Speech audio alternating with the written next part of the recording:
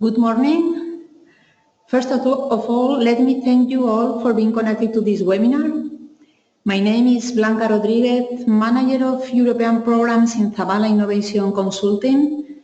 As most of you already know, Zavala is the coordinator of FINODEX, one of the 16 FIWARE accelerators. Public funding.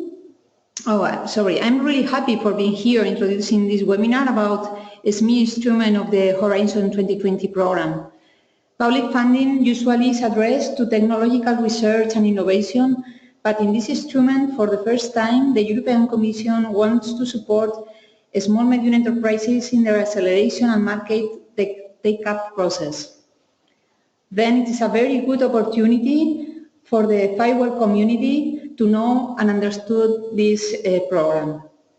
We have a very interesting agenda with a very practical driven approach and with very good speakers, so I don't want to take more time to them. I hope we have a fruitful and proactive webinar. And again, thank you for participating in this webinar. I give the floor to my colleague Alberto Alonso. Thank you. Hi guys, I hope everything is working right and you can hear us. I have seen there is a, okay, if there are no questions, I will start with my presentation, okay?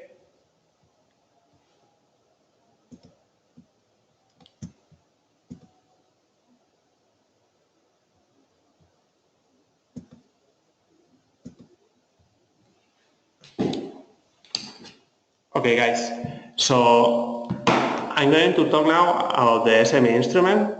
I'm Alberto Alonso from Zavala Innovation Consulting. I'm a team member of FINODEX, one of the 16 accelerators. I'm the person responsible in Zavala for the SME Instrument, so if you have afterwards further questions or you need any clarification, I will be pleased to answer them. So we can start. As you will probably know, the aim of SME Instrument is to support highly innovative SMEs with a clear commercial ambition and a potential for high growth and internationalization. What does this mean?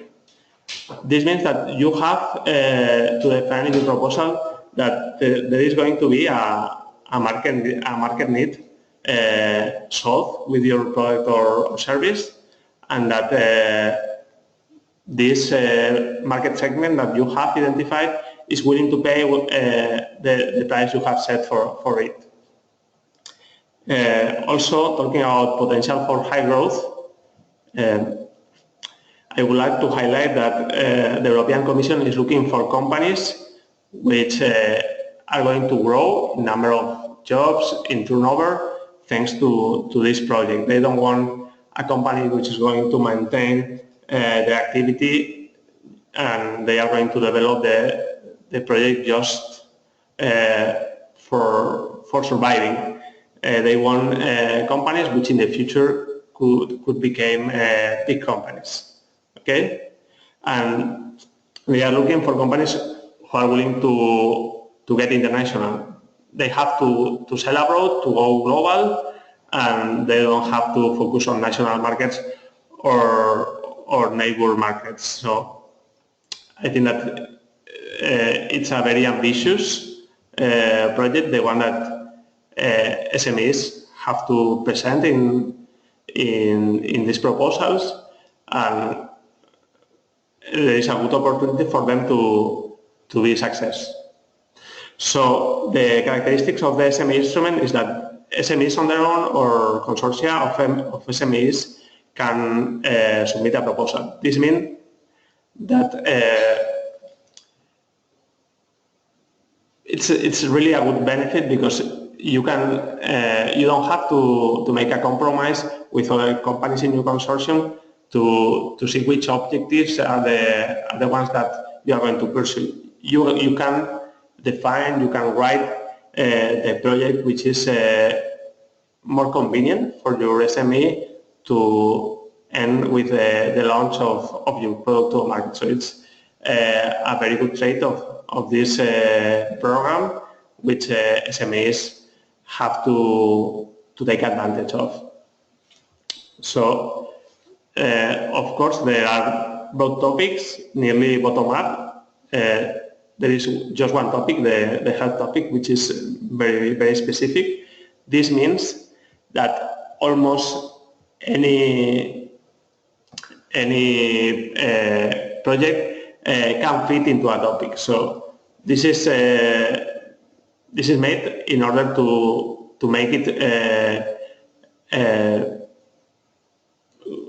to allow all the SMEs from Europe to submit their proposals, no matter of the kind of project that they want to develop.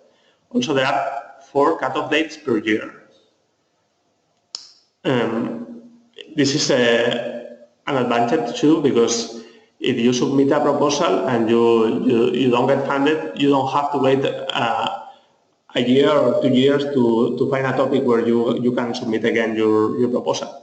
You can wait very few months, improve your proposal and submit again. So it's good for the planning the innovation activities of SMEs. So SME Instrument has 3 different phases. I'm going to present them now. Phase 1, you can get a funding of a lump sum of 50,000 euros. You have to prepare a 10 pages proposal, which is basically a draft of your business plan. You have to be eligible for funding. You have to get at least 13 points out of 15. But in practice, you have to get a higher mark because the competition is really high. The typical length of the projects is six months.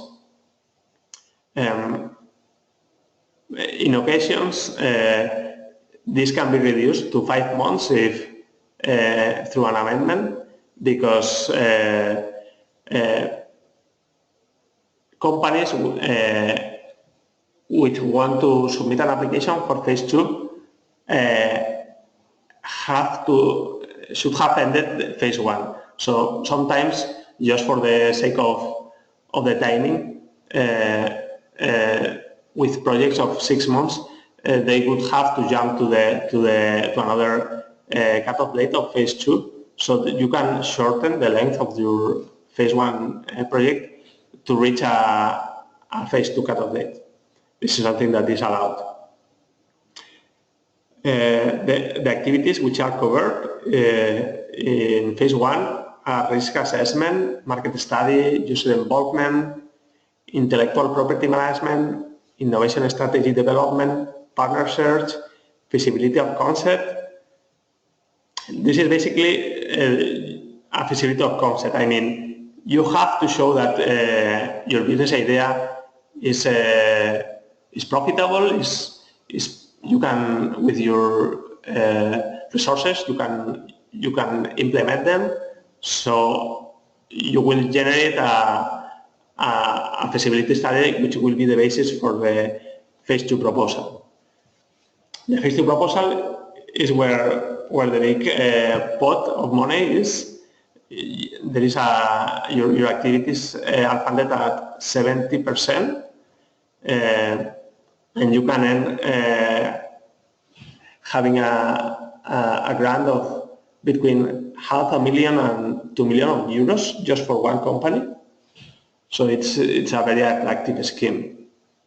You have to submit a 30 pages proposal, which is basically an extended business plan, also explaining which activities you will be implementing in your phase 2 project. Here the threshold is lower than in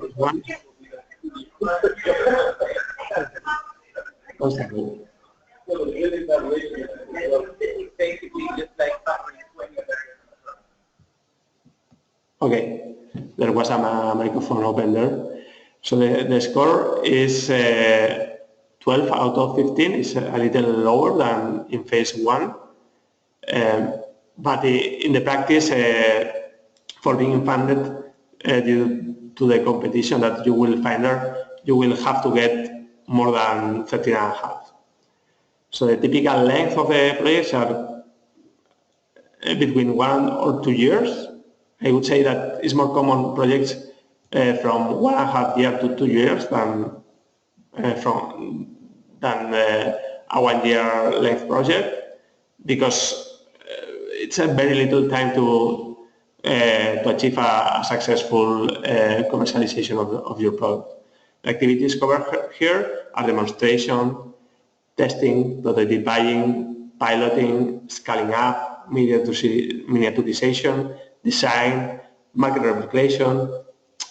Here there are not research activities covered. So if you don't have a prototype ready to be scaled or to be replicated, you should go for another funding scheme. So for SME Instrument, you have to show that at least your technology is in tier 6. The last phase is phase 3. There is no direct funding involved, but this is just indirect support measures.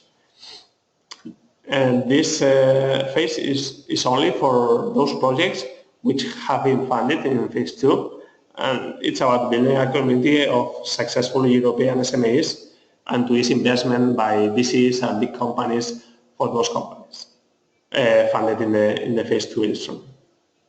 But I mean, first you have to be you have to be funded by phase 2, which is very challenging.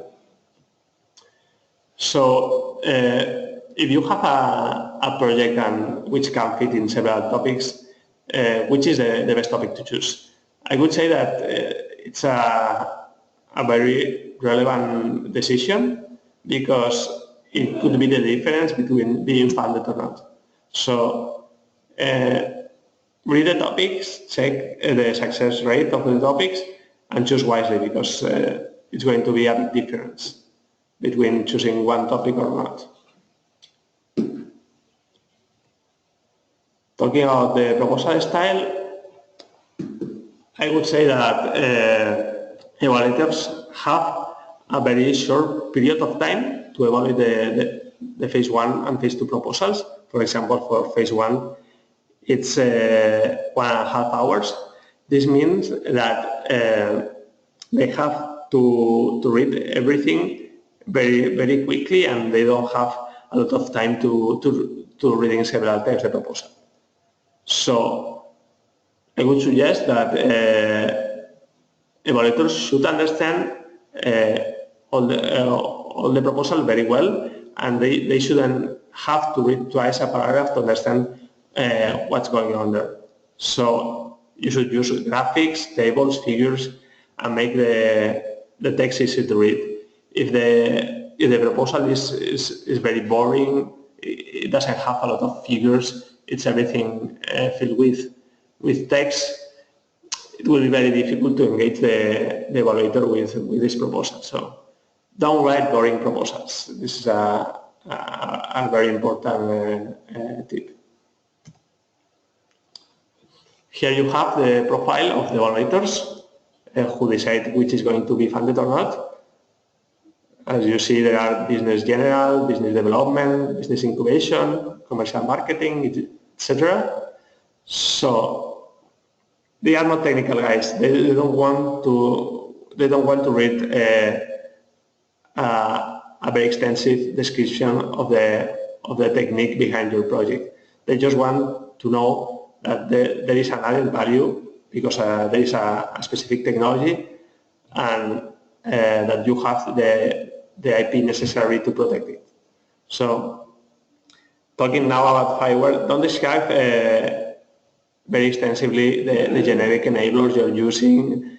Don't show the technical architecture. They just want to know that there is a business behind your project. So treat them as if they were investors, and you are doing a pitch deck in front of them. Talking about time dedication, I would like to highlight that it's very time-consuming preparing this kind of proposals.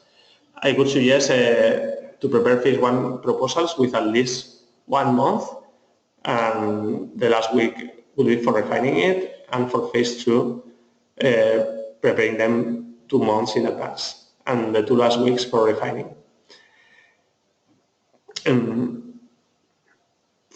I think it's a good idea to, in the last part of writing the proposal, to send it to peers, to people who doesn't know anything about it, so they are in the same shoes as the evaluator. Because sometimes when you know a lot about the project and you are emotionally involved, you are not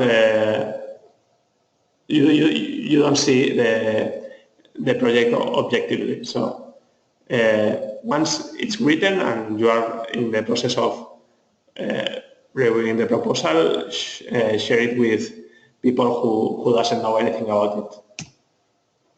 Talking about the submission, I would say that don't give up, because most of the proposals that are funded have been submitted several times. Submitting a proposal and receiving the evaluation summary report allows you to see which are the drawbacks of your proposal, and you can know what you can improve. It's true that the evaluation summary report is very basic and doesn't give you specific information about the questions that you have to address, but you have the feeling of the sections that are not properly well addressed, and the sections that you will have to review. So I would suggest to don't give up, and you will be successful after several submissions. These are the cutoff dates for 2016 and 2017. As you can see,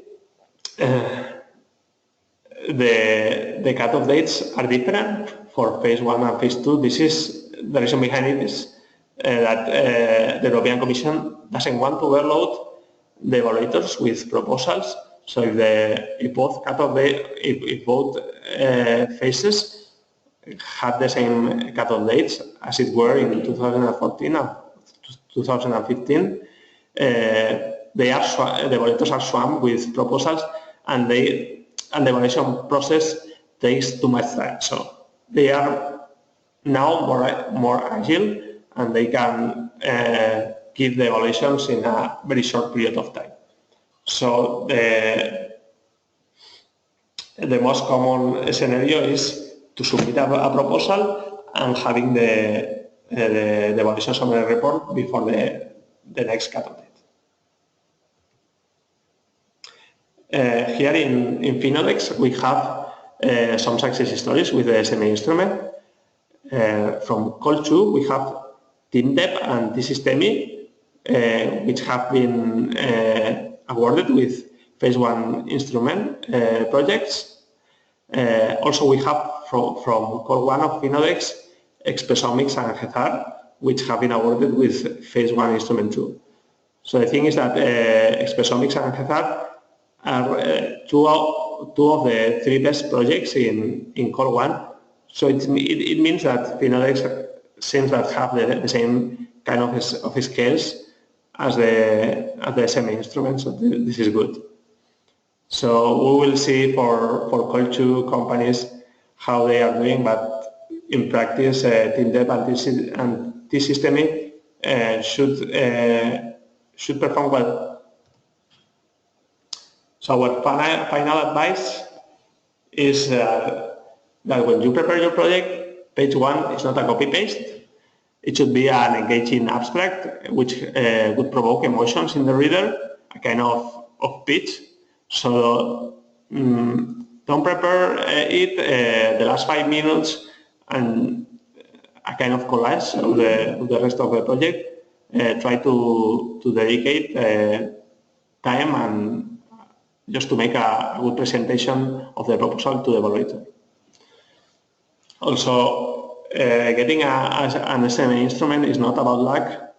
If you are willing to submit a proposal, you will have to dedicate a good amount of time in preparing the project. So write it convinced, and don't do it if you're not fully aware of the amount of time you are going to dedicate. The last tip is that you have to make a good analysis of your chances of the statistics, topics before making a proposal. As I said, it's very, very challenging, and before committing to that, I think it should be evaluated if it's worth it for your company or not. Okay, so this is everything from my side. Now I will give the floor to the success stories. The first one to participate is TeamDev. So 1 second, I'm going to give the floor to Andrea. Hi, I'm here. So you can start whenever you want, Andrea. Okay. Okay. Do you see the screen? Yes. Okay. Hello to everyone. I'm Andrea Cruciani. I'm the CEO of TeamDev, and here is my email if you have any further question after the webinar. I will tell you shortly about TeamDev, and then I will go directly to our experience with the phase 1 SME. Okay, TeamDev started its activity in 2008, so we are not properly a startup, but we started as a consultancy company on software and GIS, geographical information systems. And during our development, okay, can you hear me? It's okay? Yes, it's okay. Okay. We added 2 associates, and we tried on the agricultural field. Our experience started in 2010 because we started pivoting our solution on agriculture with the university and high school and some farms. We decided to become a startup, like a startup in 2012, when we started to build our products. So I hear a beep beep. I don't know what it is. However, we started to build our products in 2012, and during that year, our need was to understand properly how to finance this development. For this reason, we started to think that maybe the sales could push our development, and we had a sales manager, but it was a complete failure because it was too complicated to finance a huge project with the very early stage sales. After a few months, we had a European project manager with the experience, European experience, and it changed our approach to fundraising. So, after a year of work with this European project manager, we won finally our first project. That it was Speed Up Europe. The project was called Agriculus Web, that now is called Agriculus Awareness. And we raised with this project manager and with other funding channels up to 500,000 euros during the last 1 year and a half. And finally, we won also the final second call with our Smart City project, West Town. Now we are 18 persons, but we have some participation in our companies, and we are about 30 people in our group. We are splitting our activities in several business areas, and the one that we will talk later is Agriculus, the agriculture business unit, and then the second is Wise Town, the smart city business unit, then the GIS action, and then the training and consulting. Okay. During this period with FIWARE, we have been awarded with FIWARE to be one of the success story, and then we have been invited to be one of the 3 companies to showcase at the Mobile World Congress last February in Barcelona. Okay, and okay. Now, we can talk about the SME Instrument and our experience with this. Agriculus is a precision farming suite. So it's an ensemble of products for farmers, association of farmers or public administration to optimize the farming, the production, and to reduce the costs. Agriculus is composed by several products. One is the awareness, the one that won the Speed Up Europe challenge. And we will focus today on decision support system, that is the product that won the SME Instrument Phase 1. And well, okay, this is a slide just to show you what we are doing with Agriculus, but it's not the main topic today. Agriculus is a system that uses geographical information that make use of cloud-based technologies, integrate different sources like satellites, drones, tractors, sensors, and on-the-field sensors.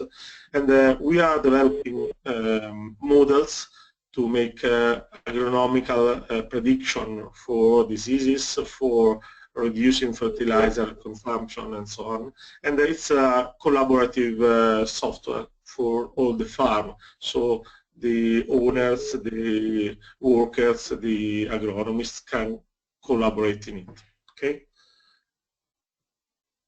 We use FIWARE at the core of Agriculus, and mainly to interface the IoT part. We collect information from sensors and from other external services.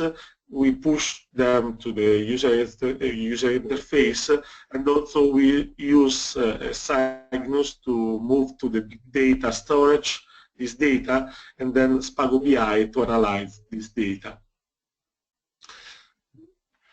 This is the kind of slide you don't have to put in the SME Instrument Phase 1, as I also told you before.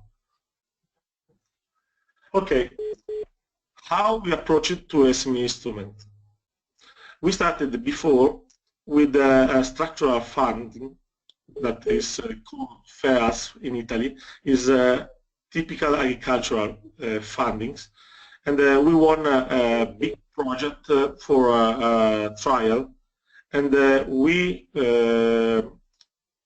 worked on this since November 2014 till July 2015. At the end of this period, we reached the technology readiness level number 6, so it's like an MVP. And then we tried in September the SME Instrument Phase 1 for the first time. We failed. We tried again in November, and then we succeeded. In the first trial toward the TRL 6, we spent several months working on the field with the 3 farms as test users, 2 dedicated agronomical experts, a collaboration with the university for scientific validation, a drone producer company for multispectral acquisition on the field, some periodical chemical analysis of the soil, and satellite multispectral acquisitions. All this to validate our models and workflow for the optimization of field fertilizers. All this material was very useful to understand better what was the opportunities and what was our competitive advantage toward the competition in Europe. Then we started to work after this first project to the instrument, SME Instrument, and we applied our FIWARE expertise that we acquired during the Agriculus Awareness project. And our internal project team is composed by the European project manager and our analysts, and we worked on the business and technical side of the project. Then we hired an external company of European project experts that reviewed our project twice. They received our proposal. It was a nearly complete proposal. They gave us some advices and some comments. Then we improved the proposal, and then they read it again with minor changes. After this review, we failed at the first attempt, and it was I can tell you that it was a big failure for us, because we were very focused and we were very sure to win at the first attempt. But then we try again. We changed just one page out of 10, fixing the weakness we have seen on the previous call, and we won at the second attempt. Then I have now my 2 cents about what we can do, what you can do to win an SME instrument. As Albert told you before, and you need to take the right time to prepare it, because if it's the main way you are choosing to found your proposal, you have to take the right time. Then you have to know your product and your market. It's a silly thing to say, but you have really to understand why you are important for the market, why you can give something to the market.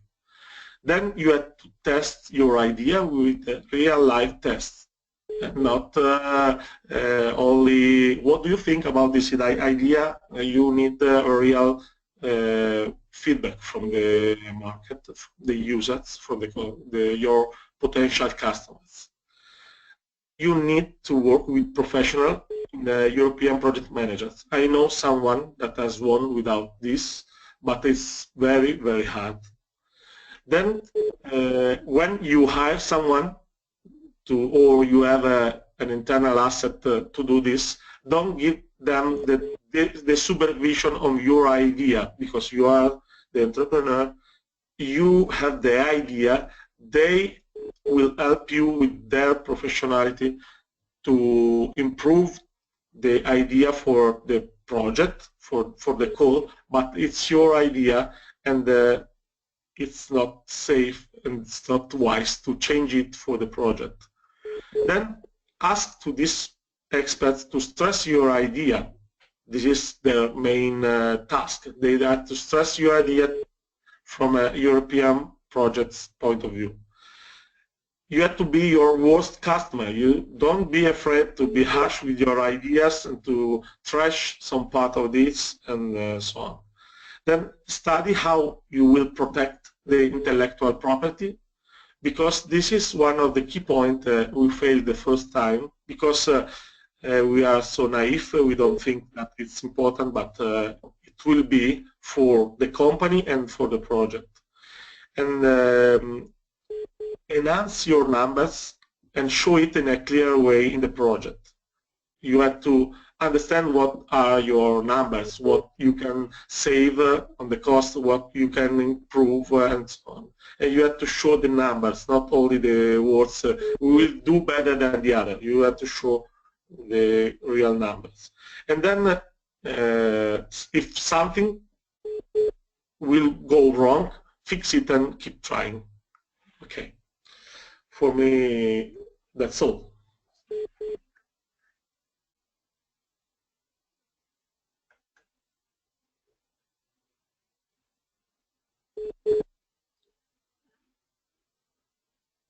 Okay. Thank you, Andrea. Now it's the turn of Federica from T-Systemi. Also, they have get a SME Instrument phase 1. They are from Finalex. So you can start whenever you're ready. Thank you. Thank you, Albert, for your introduction. Welcome to my presentation, which is about the TERVIS project, which was granted in the SME Instrument phase 1. My name is Federica Pratola, and I would like to just spend a few words introducing myself. I have a technical background, and I am dealing with innovation in the company. In particular, I'm managing innovation projects, and I am as well in charge of the intellectual property of the company. I have divided my presentation into 3 main sections. I will start giving an overview of the company, then I will speak about the TERVIS project, and I will then conclude with some tips which I hope could help you in submitting a new SME Instrument proposal.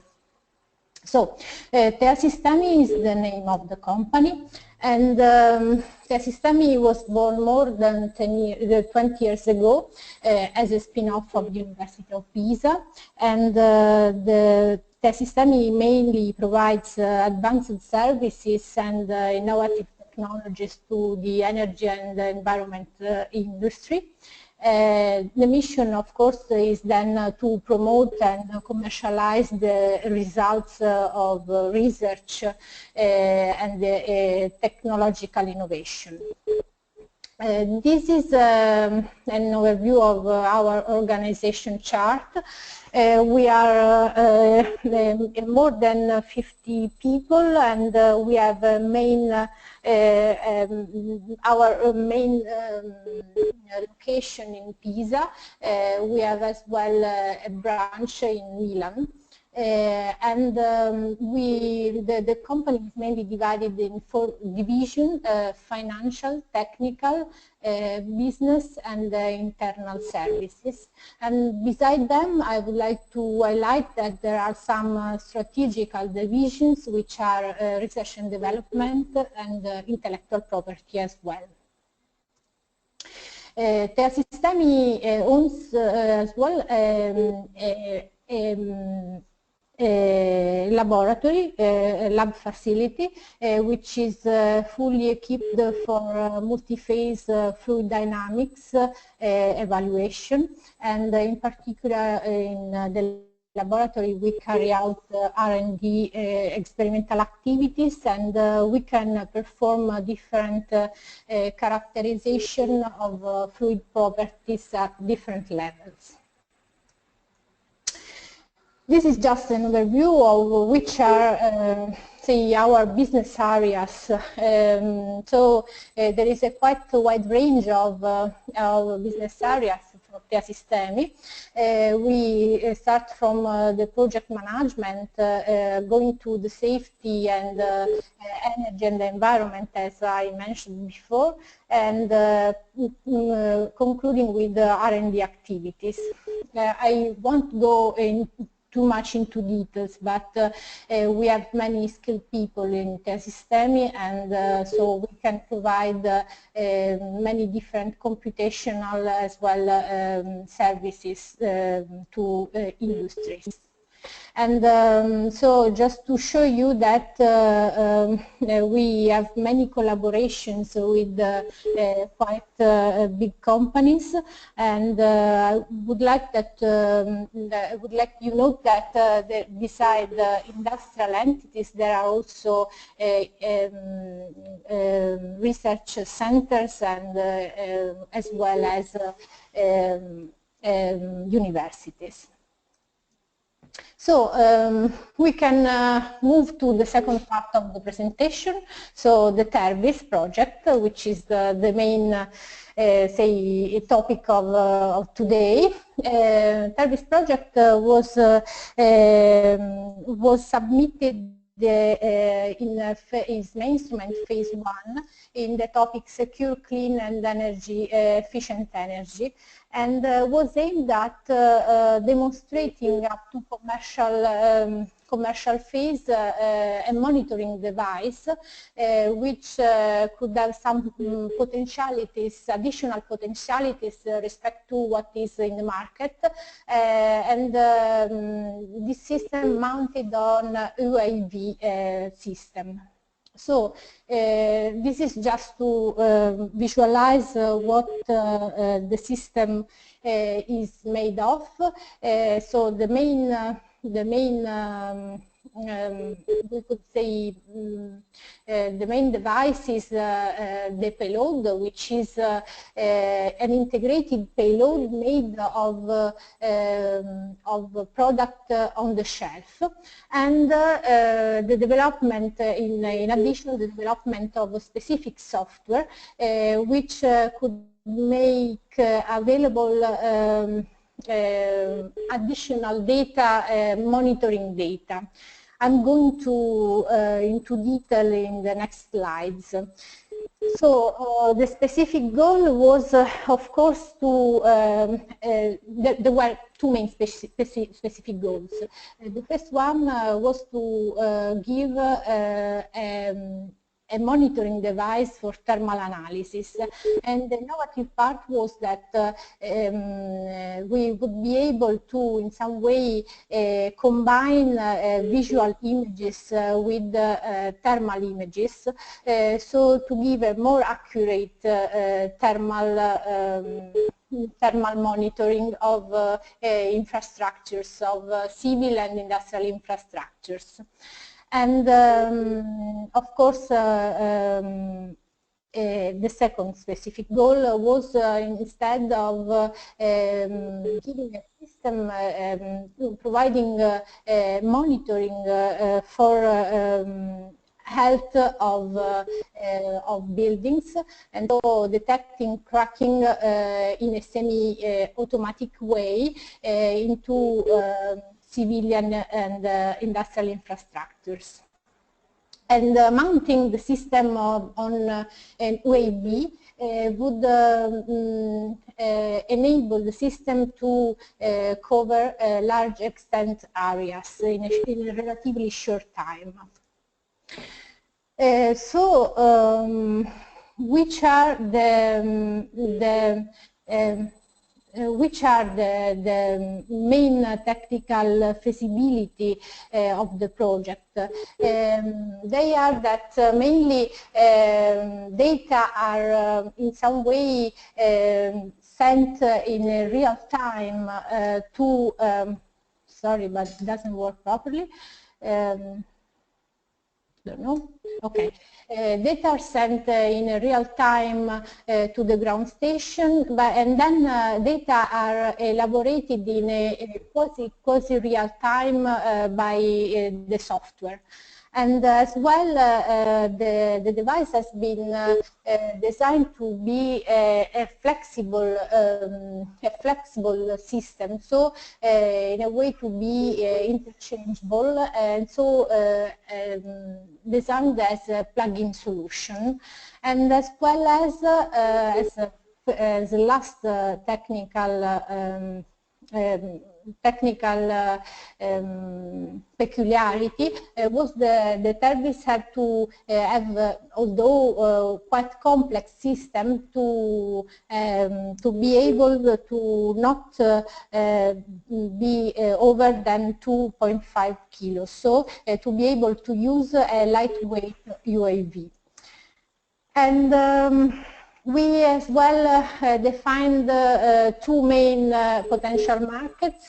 The first one, which was the energy efficiency buildings, intended in terms of energy monitoring of buildings and saving of CO2 emissions. And the second one, which we found much more interesting, which was the inspection and surveillance of critical industrial infrastructures using this semi-automatic model. And since this topic, the second market target was the most promising one, we decided for the phase 2 of the project to not submit the proposal for the SME Instrument phase 2, but to move to another call. For example, the FTI, which seems more suitable for the say the topics which and the targeted market we are interested to. And so to this end, we are looking for a partner which is a manufacturer of UAV that beside providing a suitable UAV can also be able to foster and foster the service on the market and commercialize it. Moving to the next section, here is our experience with the TERVIS project.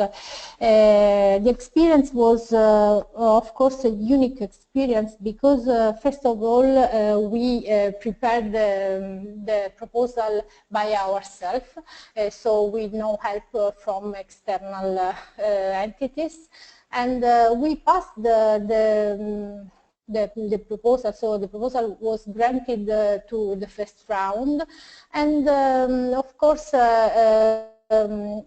what I found quite unusual while I met the other granted projects in Italy was that we were one of the unique company which didn't have already a prototype unit already available. Now, moving to tips. Okay, Albert has already outlined some of, say, most of, say, the key points that people need to look at when submitting a proposal, as an instrument proposal. However, I would like to highlight that when you choose your topic, so you have already choose your way, you need to really go deep into what are the objectives of the call you choose, because then you need to make aligned the objectives of your project with the objectives of the call.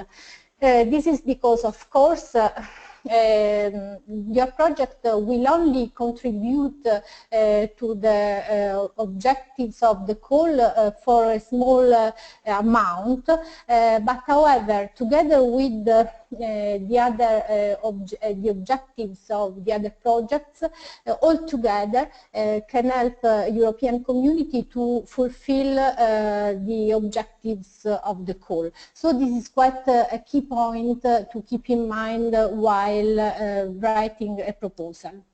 The second point, which Albert has already mentioned, is the innovation. Innovation is quite essential while you are proposing a new solution or a new product to the SME instrument. So there have to be some innovative aspects of what you are proposing, and what I would like to stress is that these innovative aspects have to be mentioned everywhere in the proposal, and not only in the right and in the specific sections. About intellectual property, I would say, as Andrea told before in his presentation, that is quite essential. I would say that at least in the phase instrument, in the phase 1, you should at least take care that your innovation is not going to infringe any other protected idea. This is at least what you should take care while writing your phase 1. And then, of course, you can add the information such as trying to understand if your idea is protectable and which are the way of protecting it. But it's key to demonstrate that you are not infringing any other protected idea. And commercialization is essential because so you I would say that you need to understand that if there are problems that your solution can fulfill, and so try to fit your solution in the project and demonstrate how your solution solves them. Customers as well, the targeted customer has to be addressed while writing a proposal, and in particular it is quite essential that you potential interesting market which can make your idea valuable also from a business point of view. And you need to address as well the competitors, which have to be you need to understand which are your advantages of the solution you propose respect to what is already existing. Finally, entrepreneurial skills are quite important because the team has to be balanced and has to be able to fulfill all the aspects of the project up to the end. So considering all the aspects of the project. As a conclusion, I would say that SME instrument is a big challenge. You need to look at different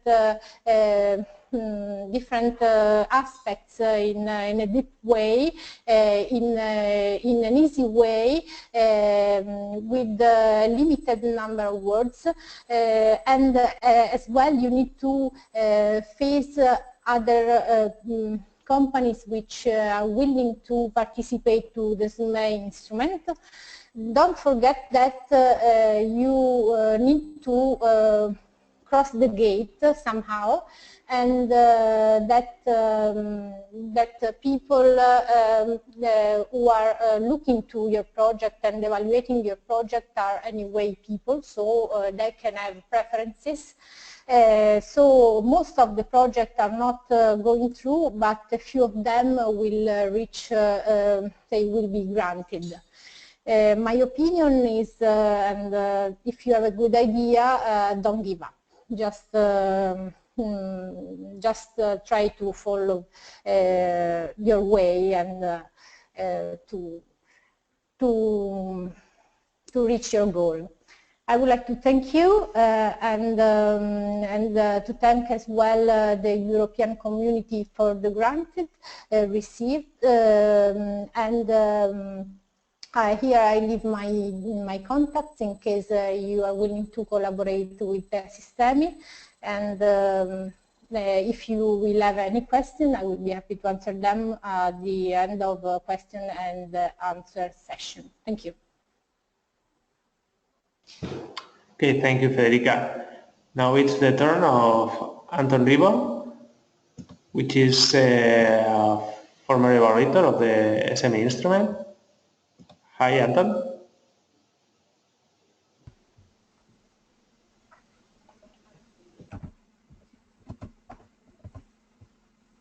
Yes, hello. Can you hear me? Yes, we are hearing you. Can you see my screen? Yes, perfect. Okay. Okay, so I will start. Thank you. First of all, a couple of words about myself. I'm based in Estonia. I'm an entrepreneur, partner at the consultancy Civita, but also I have been doing seed investments and angel investments for the past 6-7 years. So I have a portfolio of around 12 companies currently.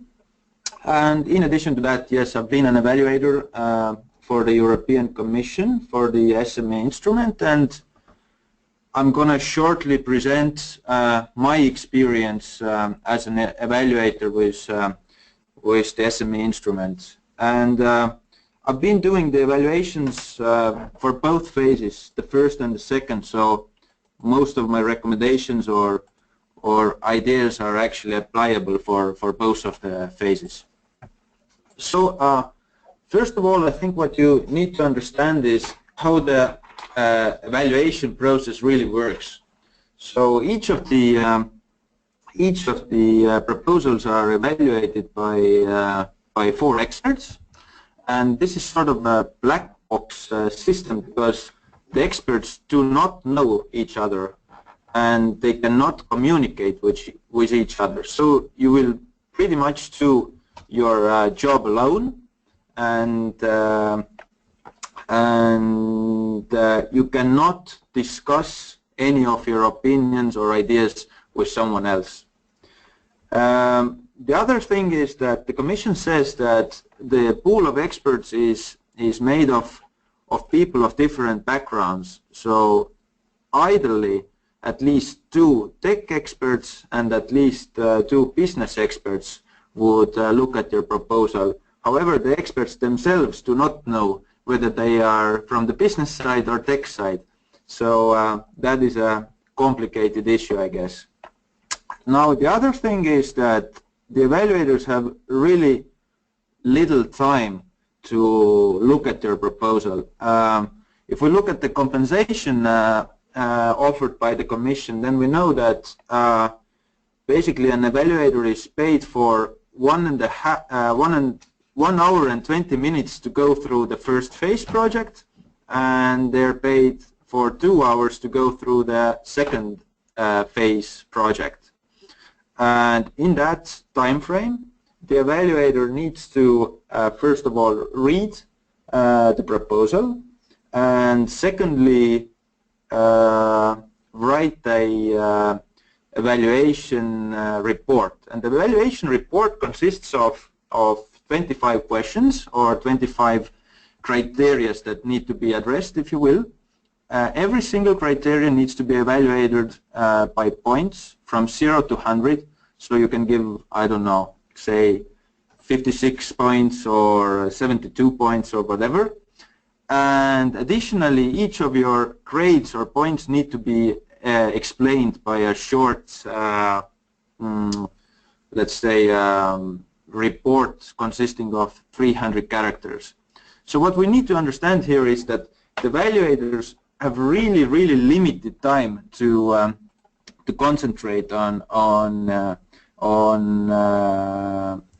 one proposal, and it's even more complicated because the evaluation reports and the application form are not following the same structure. So the evaluator can't really do the evaluation in a way that he or she starts reading the proposal and right away doing the evaluation, because the information that is needed for filling in the first question, for example, in the evaluation report, maybe on the, I don't know, on the 20th or 15th page of the proposal, really.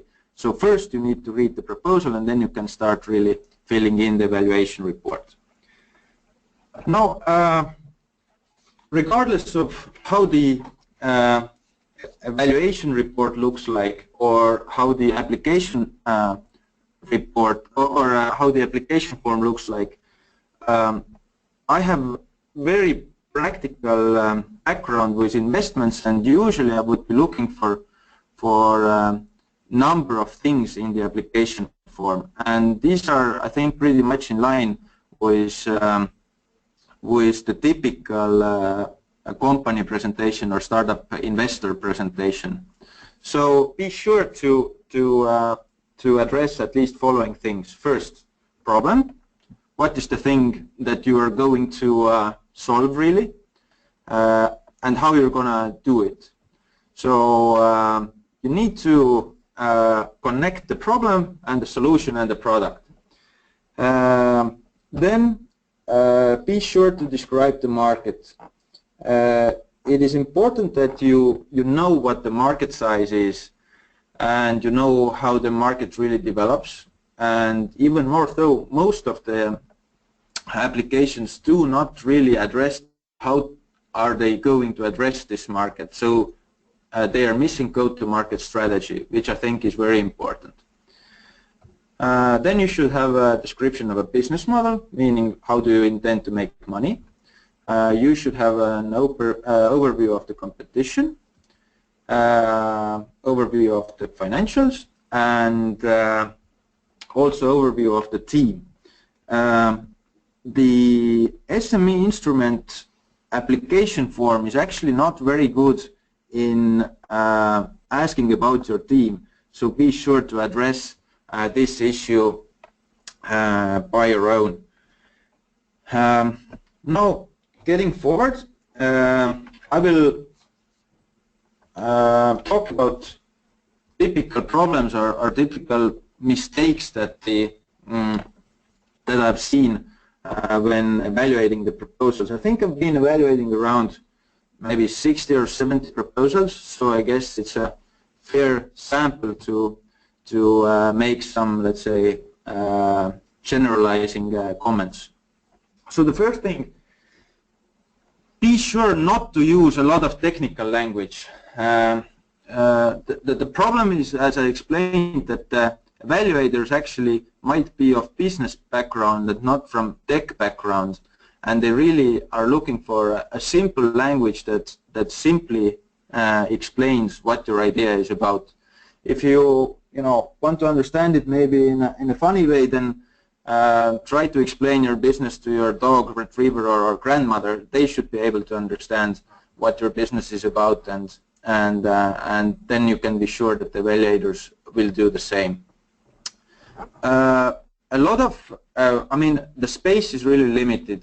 Phase 1 projects are up to 10 pages, and phase 2 projects are up to 30 pages. So you might want to prefer links to videos or figures to plain text, because the evaluators, I think, actually really appreciate when they can read more like graphs and pictures than just plain text. Many of the proposals are made by people who have technology backgrounds, so they are very product oriented, and they are in love with their product, so they explain all the features, the technology, but that leads to forgetting about the business. So if you need to make a trade-off between explaining about the product and explaining about the market, then my suggestion would be that go for the market.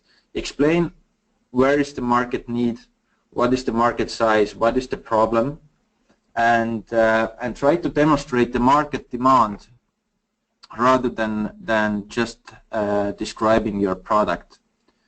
There is a saying among angel investors that if some project is really product oriented, and only explains about the product. We call it a solution looking for a problem, not a problem looking for a solution.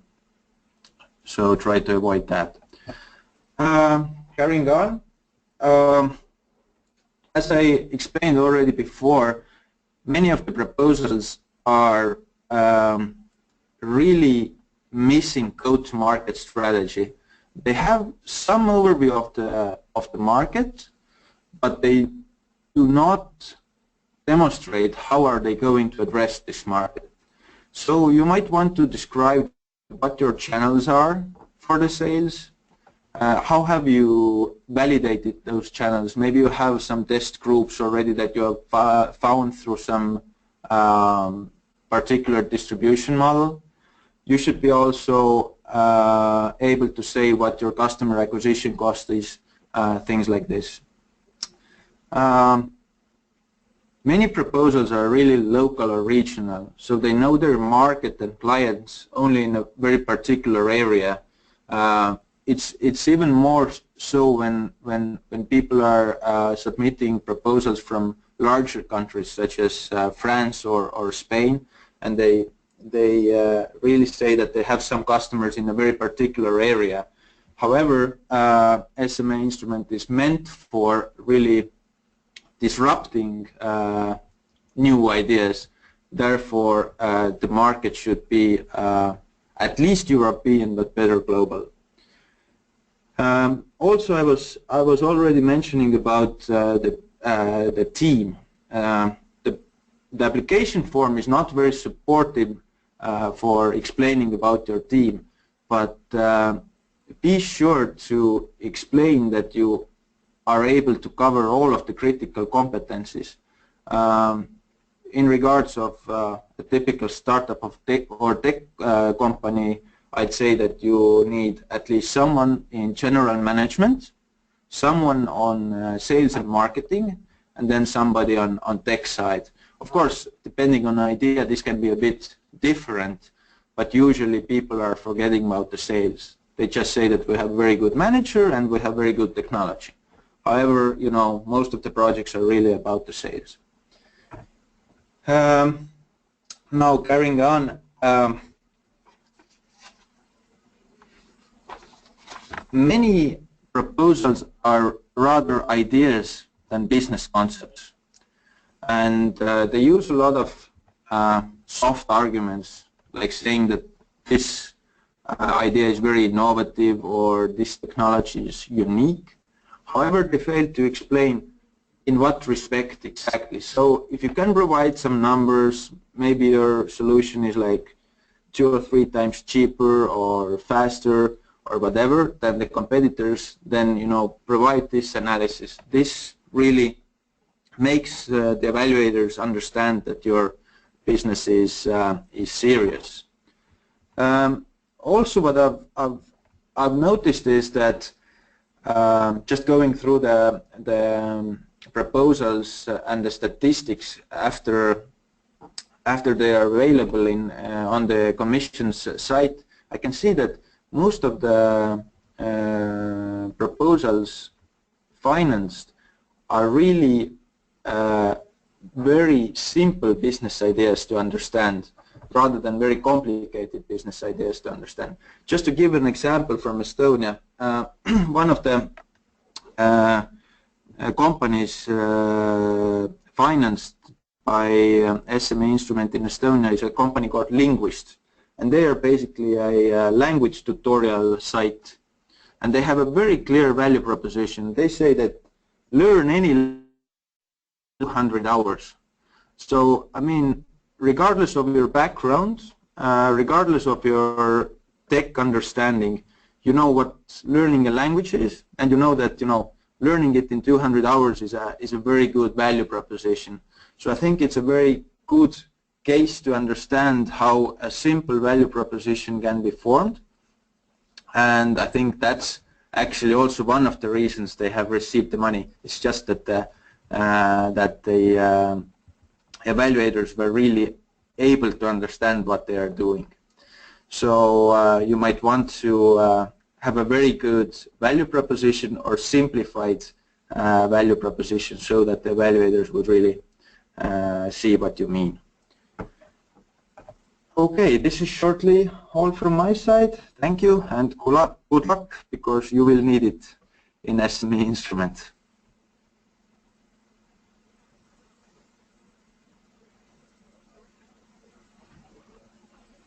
Okay, thank you, Rivo, for your presentation. Really interesting.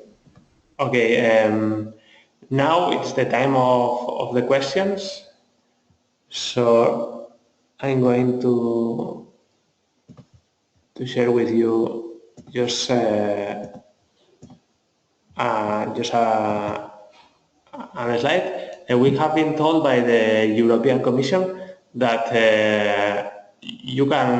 we can send your questions to them. So if you have any additional to the questions that you have for the presenters, if you have a question for the European Commission, you can write the question by email to me, and we will aggregate all the questions and we will send them to the EU. So I'm going to start by the questions that we have in the application. So 1 second. Okay. Maurizio Previati asks if it's allowed to make a consortium. As I said previously, it's possible to submit a proposal by your own or with a consortium of SMEs, not with big companies, universities or other institutions, just a consortium of SMEs. Okay? The next question, can we submit one phase 1 and one phase 2 for 2 different projects at the close date by submit dates? The thing is that you can only have one SME instrument in implementation. It doesn't matter if it's phase 1 or phase 2.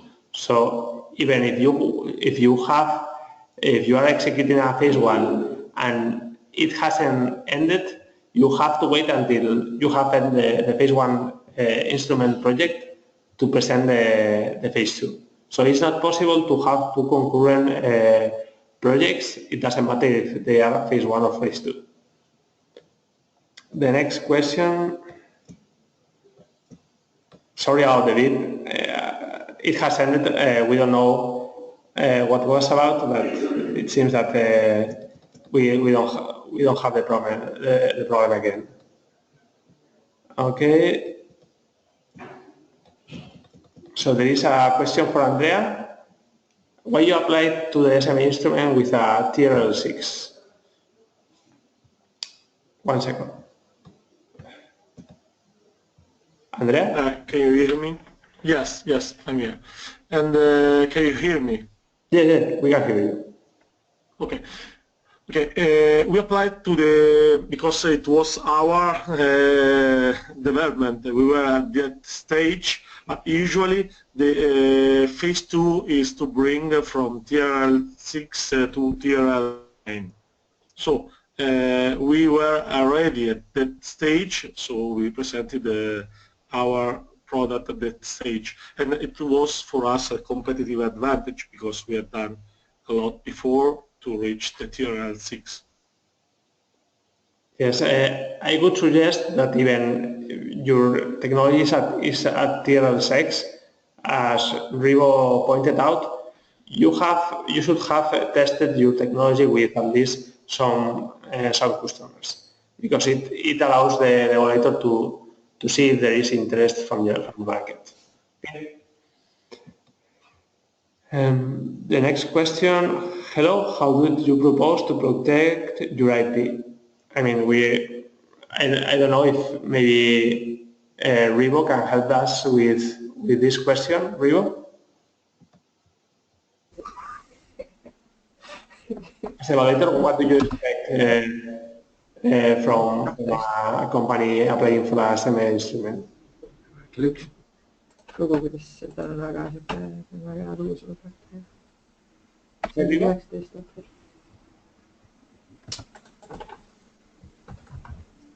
Can you hear me? Yes, I can hear you now. Can you repeat the question, please? Yeah, Ralph Kargen asked, how did you propose to protect your the IP? Oh, I see. Yes, yes, yes. In the application form, there's actually a special question about it. So you do not have to reveal your, let's say, business secrets. It's enough when you say that you have some IP protection already in place, such as patents or other similar things. However, if you know, in many cases with ICT projects, patents are not that clear and things are not maybe that patentable, then you can just explain the concepts, but you don't have to reveal really everything. And in ICT, I guess it's more about the execution than really about the idea. And all of the evaluators have signed contracts that they may not reveal or use any of the information that the applicants have given in the proposals to their own interests. So I think it's more or less covered. You don't have to worry about your IP. Okay, thank you, Rivo. Here is another question that you could ask. Is the same evaluator allowed to evaluate a resubmitted proposal? I mean, if you have evaluated a proposal, will you have to evaluate the same proposal if it's submitted again?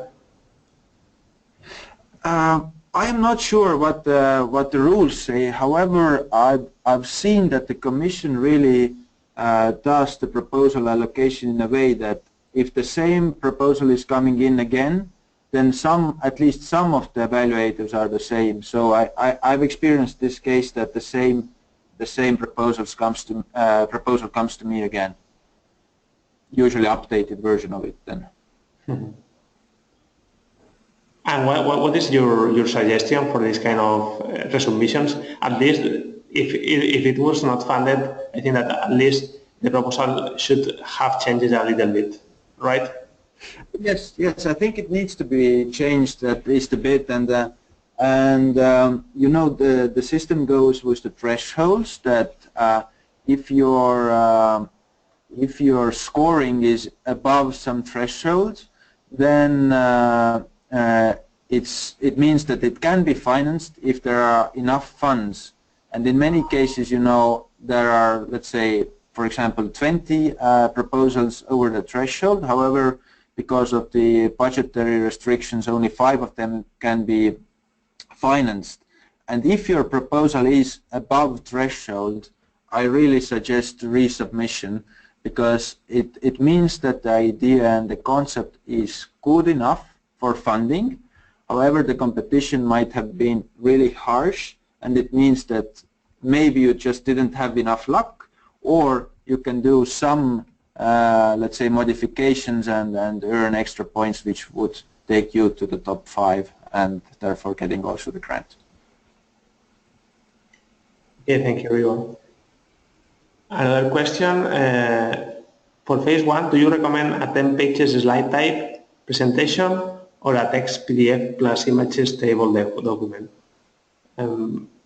I would recommend, I wouldn't recommend at all a 10 pages slide type, because you have to explain a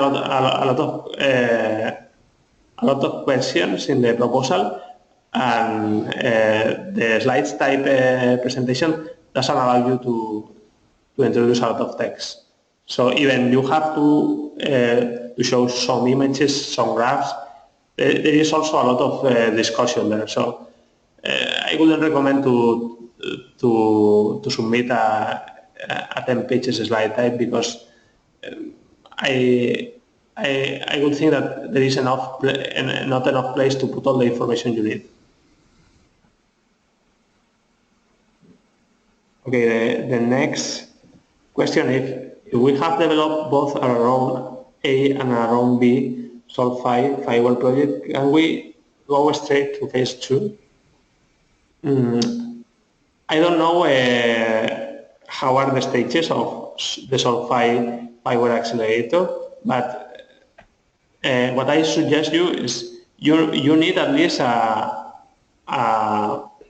first version prototype which you can show you to the customers, and they can make some feedback, and you can make modifications based on their feedback. So you need to have at least some, as Rigo said, some success stories with customers or letters of invitation, at least to submit a proposal. So in some cases, I know companies which have got a phase instrument, a phase 1 instrument, but they didn't have any development made. I mean, this was in the first cut-off dates where the competition was not so hard as now. So I would recommend to have first the prototype and then the feedback of your clients or some success stories about your product.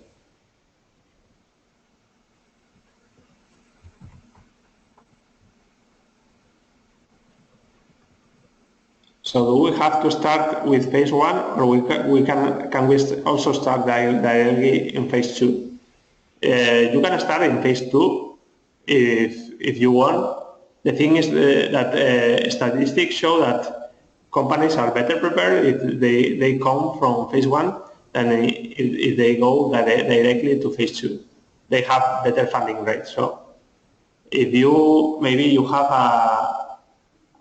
have developed an extensive business plan on your own, because you have paid a consultant to do that, and you have a very clear view of the market. I mean, you can go directly.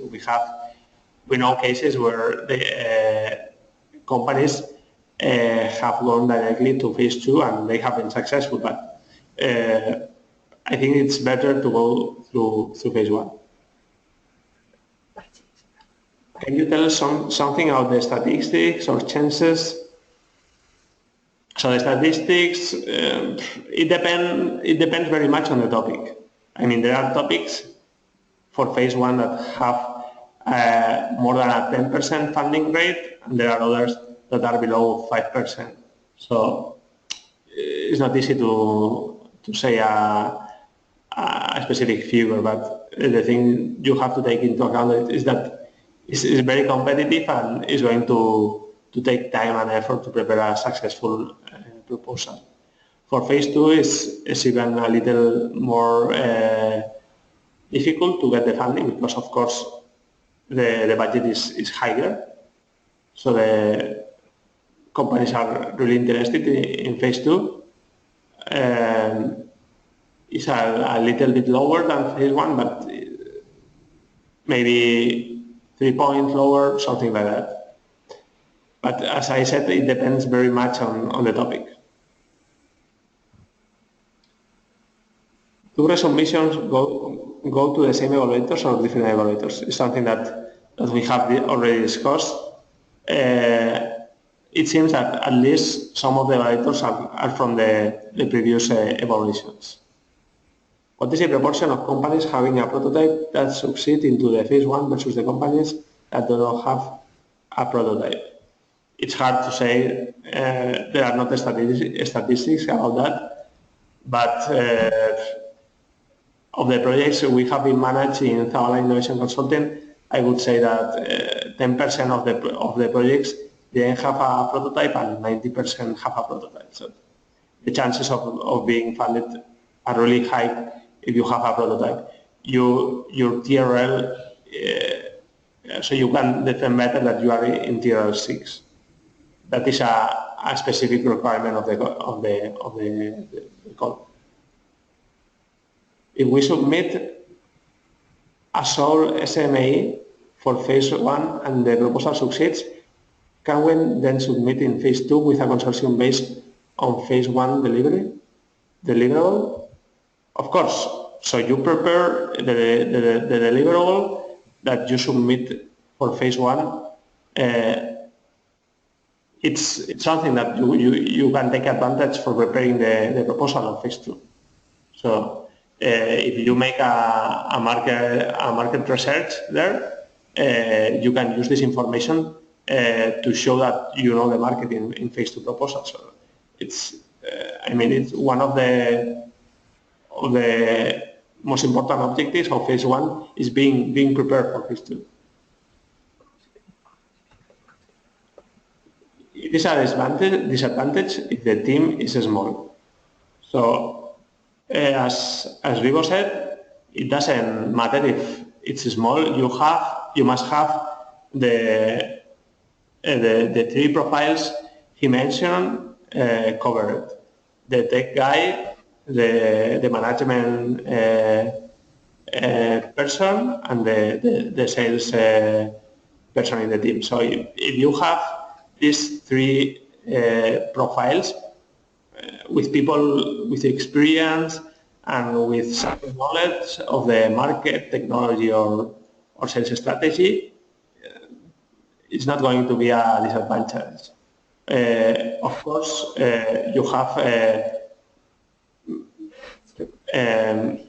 small resources, but you are able to subcontract and to pay for certain skills for phase 2. So as long as you have these 3 profiles, I said it's not a problem. We know people from companies which only have 3 people in the staff that have been successful in SME Instrument, so it's not a problem. Are there any constraints regarding the employees? We are a startup where most of us are outsourcers and part-timers. So when you want, for phase 1 is not a problem because you don't have to justify any cost, but for phase 2, you will define a budget and you will have to justify the cost of the budget with hours of people which are contracted by the company. So this is a constraint in terms of building a budget for phase 2 and being able to justify this budget. Another question regarding TRLs. What is the optimal selling proposition in SME Instrument? Say working TRL 6, some customers trials pilots to 7, or TRL 7 to 8, clients beta testing and paying. Also, is this correct in the scale as a reviewer? So Rivo, maybe you can help us to answer this question. Yeah, I think the TRLs are not that, let's say, important as is just that you can explain the market demand. So just to give you an example, for example, if you are looking at, if you're working on some, let's say, drugs, for example, medicines, the TRL phases can be pretty low. However, if you can explain that the problem is huge and you have something that might solve that problem, then I guess the TRL does not really matter that much. However, if we come to ICT, then I guess the higher your TRL, the better you can validate the market demands and the channels to reach that market. So, it depends really on which areas you work on. Okay, I will add to what Rivo said that if your TRL is very high, then it's obvious that you don't need the help of the European Commission to reach the market. So it has to be a balance between having a low TRL, meaning that you are not ready for the SME Instrument, or having a very high TRL, meaning that you don't need the help of the European Commission to reach the market. So there has to be a balance. So TRL 6, 7, 7, 8, I think depending on the project could be good to submit a proposal. So a question for Federica. Why did you decide to try to form a consortium and go to Horizon 2020 instead of applying to SME Instrument Phase 2? Hi, Federica. Hi. Can you hear me? Yes. Okay.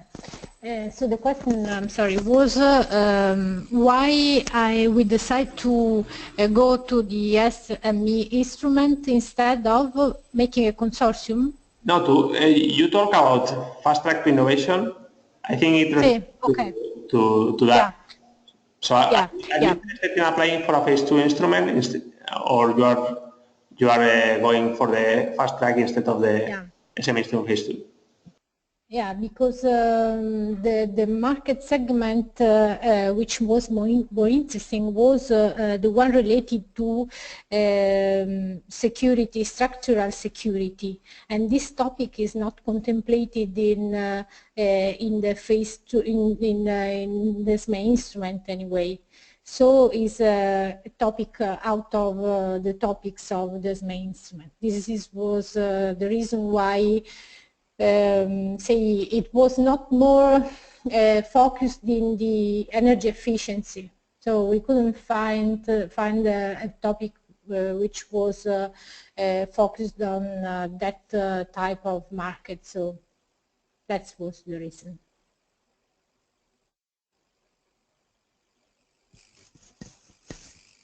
Hello? Sorry, Federica. Do you know, Federica, the topic of security has changed for 2016 and 17, and now it's much more broader, and maybe if it's related to security, you could fit your project. In that case, yes, I had seen it say a few months ago. Probably I had probably in the previous call, and since then I haven't checked yet again. So I will check it in the case I could apply to this main instrument as well. Okay. Phase 2 in this case. Okay, thank you. Another question from Costas.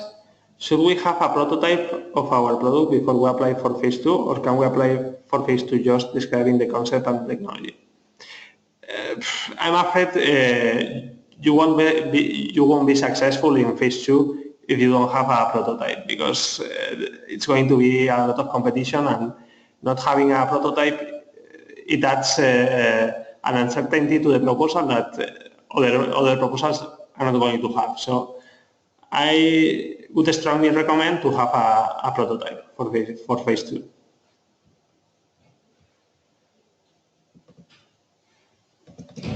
Okay, another question from Mauricio. My company was awarded with a FIWARE project, Fractals. We received funding. We are ready to the market. In June, the application will be available into the App Store. Question.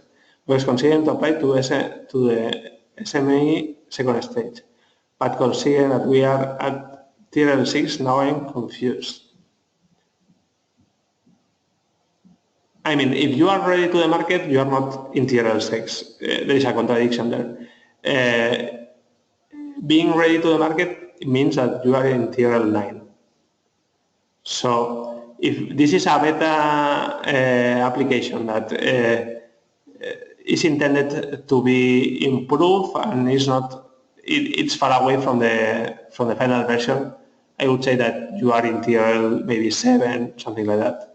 So I would recommend you to check the definitions of the tier L, because I'm sure you are not in tier L6 if you are ready to the market. Okay. After the evaluation, do you receive only numbers or also comments from evaluators? You only receive numbers and a general comment for the range of mark that you have. So you don't have specific evaluators, specific comments from the evaluators. Adrianrica, is there any video format, length, content? I don't know what you refer to. Sorry, I can't help you with that. Could you please rephrase your question? how we can know if the budget for a topic is covered or not. So the budget for a topic is divided equally for the 4 cutoff dates. So the budget is always covered for each cutoff date.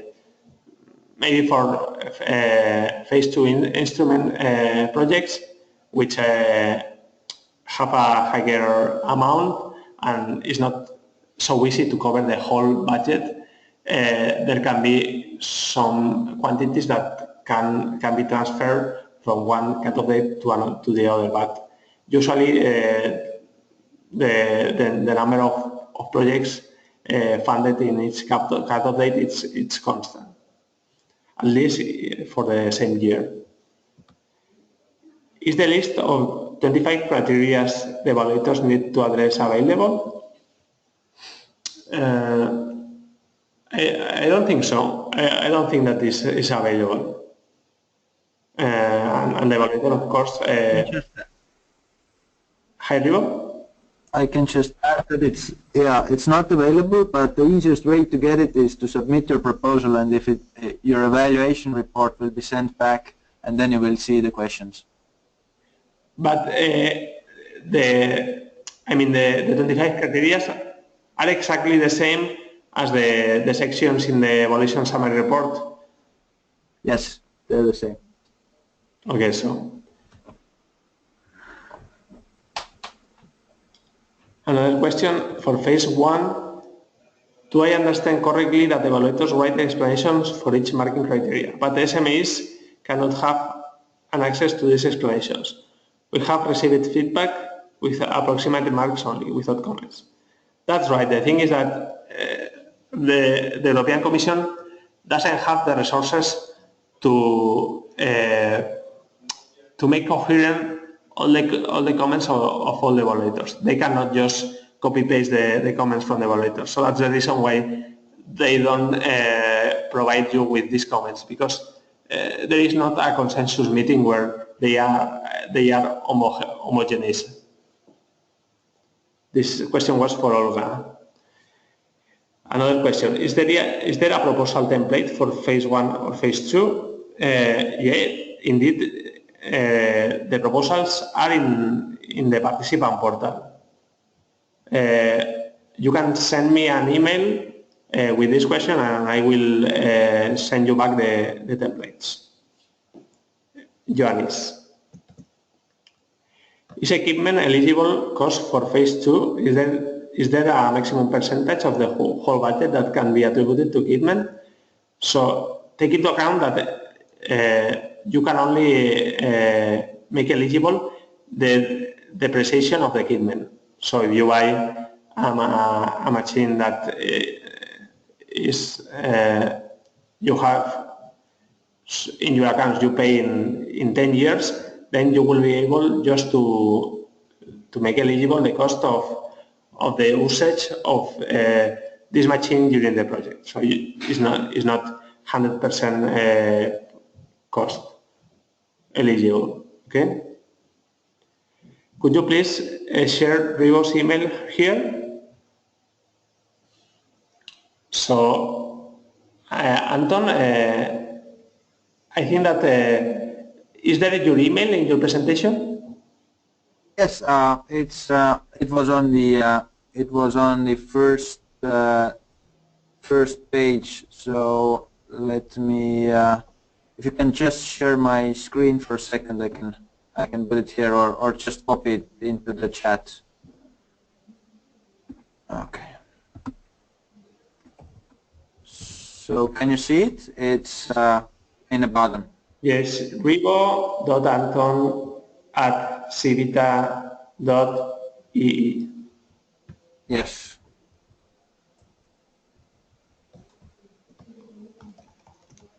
Rivo, I'm going to write it in the answers. So, okay. The next question.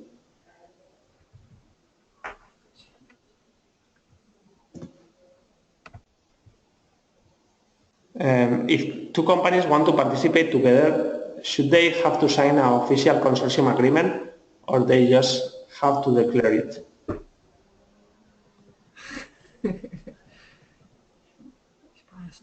I mean, the European Commission just obliges you to sign the grant agreement, but of course should be a consortium agreement between those two companies to make sure that all the results and the tasks in the project are well distributed. So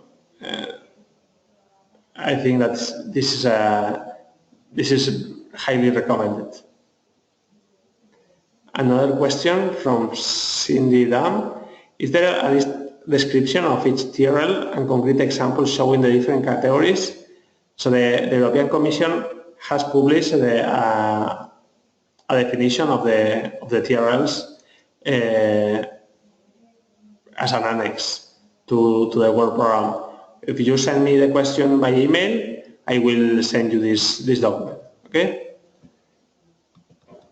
Another question from Mauricio. I'm considering for applying to the SME 2 phase, subcall 7 is for agri-food. My proposal is related to agri-food. Question.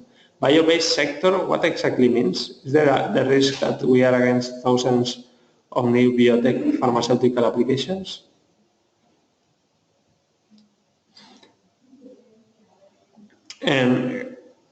There is a topic related to biotech. So the new biotech pharmaceutical applications will go there. Here, only proposals related to the agri-food sector will be accepted. If they are not well, you know that if the proposals are not in the right topic, they can be transferred automatically by the evaluator to the topic he considers that is the right topic. Okay. From Adrian Rica, for the company presentation, do they suggest a video presentation of the company or project? This is something that we have used in our proposals.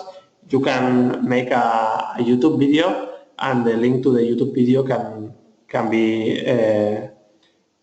attached to the proposal.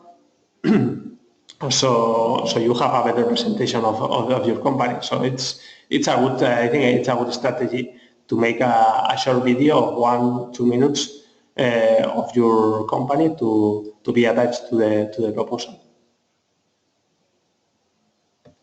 So we don't have further questions. Do evaluators go to see external links or video? Of course, this is up to evaluator, but they usually, if there are links or to YouTube videos or to any documents, they usually see these documents. Ribo, do you agree with that? Yes, absolutely. Okay. Any more questions? If you have further questions, you can send me or your questions or address them to any of our panelists. Of course, remember that you can even ask questions to the European Commission. We will add all of them and we will send them to the European agency which is managing the SME instrument. So thank you very much to our panelists. They have made really amazing presentations. I hope you have a clearer view of the SME instrument, and thank you very much for your assistance. I hope you the best luck for your proposals. Have a nice week. Best regards. Bye.